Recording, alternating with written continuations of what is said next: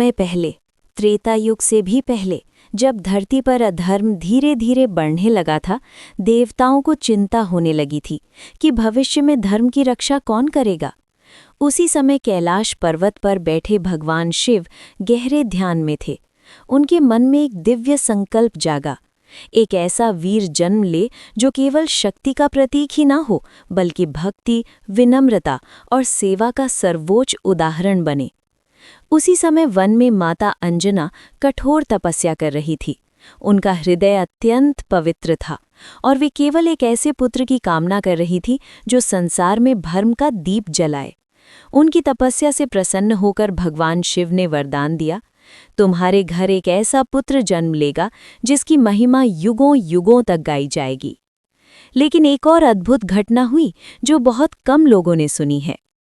कहा जाता है कि जिस दिन पवन देव ने शिव के तेज को माता अंजना तक पहुंचाया, उस दिन जंगल में एक विचित्र शांति छा गई।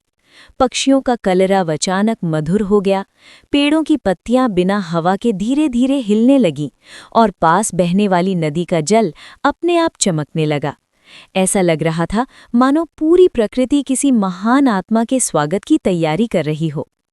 माता अंजना को उसी क्षण एक दिव्य प्रकाश का अनुभव हुआ। उनके हृदय में एक अनोखी शांति भर गई, जैसे किसी ने कह दिया हो, अब संसार को उसका रक्षक मिलने वाला है। जब बालक का जन्म हुआ तो आश्चर्य की बात ये थी कि वो रोया नहीं बल्कि मुस्कुराया।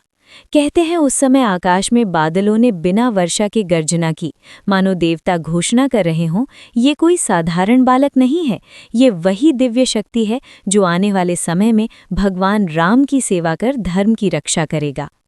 कहते हैं उस दिन से प्रकृति भी हनुमान जी को अपना रक्षक मानने लगी।